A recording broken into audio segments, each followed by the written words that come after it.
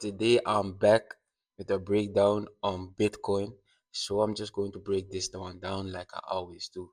Starting off on the daily time frame, we look for our impulse, as you can see right here, breaking and closing above the highest point of the previous structure.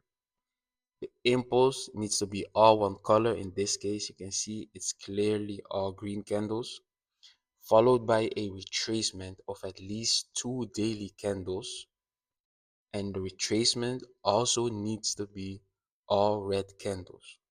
So you see right here we have our impulse breaking and closing above the previous structure point. As you can see right here with my drawing tool, this was the highest point of the previous structure. We had this new impulse breaking and closing above that highest point, followed by a retracement of minimum two daily candles, and they are all red. So this is a valid setup on the daily time frame. After we identify our setup on the daily, we go up to the weekly time frame. Now I will have to remove one of these candles to make sure it was looking like this. So on the weekly, I will draw out my support. As you can see, price came off this support level, followed by a bullish engulfing, meaning there is heavy momentum to the upside of a weekly support level. This is a very strong candle at support, indicating there is bullish momentum to the upside. So we can use this as confluence in our analysis to take this trade. Then we go to the daily time frame. On the daily time frame, we draw our Fibonacci in the opposite direction of the retracement. This is because we want to measure the distance of the new impulse. So let's draw our fib from the end of the retracement to the start. As you can see right here, this level is going to be our TP. So we are speculating that the new impulse is going to go at least to the negative 27. Then we go to the 4 hour. On the 4 hour, we will be waiting until our 61 level right here gets broken, followed by a retest for us to enter the trade and then ride it all the way to TP. So right now we're just chilling and waiting for the negative or for the 61 level to get broken. As you see right here, price didn't clearly break the 61 level. But because I had a bit of confidence in this trade, I know that price almost broke the 61 level, so it can possibly just have heavy momentum to the upside from here. So I did market execute this order right here. But normally you would have to wait for the break of the 61, a clear break, followed by a retest to tap us into the trade, and then we can ride it all the way to TP.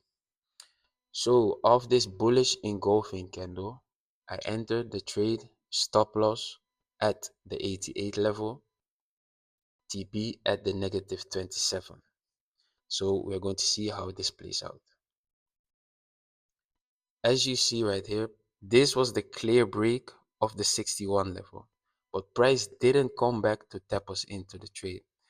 That was what I was speculating about. So that was why I entered off this strong green candle that almost broke the 61 level. If you want to be safe, you just wait until price breaks the 61 level and followed by a retest.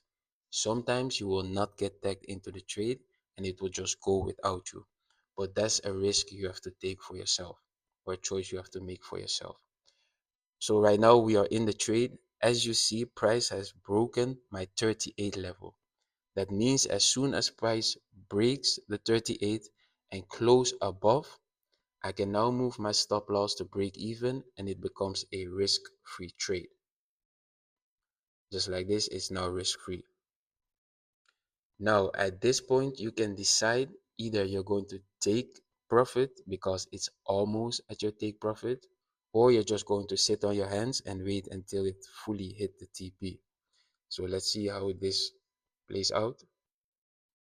Right here we have a retracement, but important is to not babysit your trades, because if you see price come all the way from almost hitting TP to looking like it's going to reverse, more than likely you would have closed out right here or somewhere right here in between.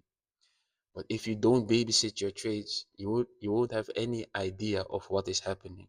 You just set your alerts and go about your day. So as you can see right here, price still ended up hitting the TP. So it almost came to TP, had a slight retracement, and then exploded all the way to TP.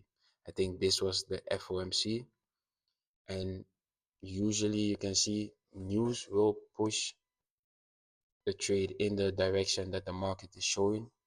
And in this case, it was one of those situations. So this was the 1 to 3 on Bitcoin. I hope y'all appreciated this breakdown. I will see y'all in the future with more breakdowns. Peace.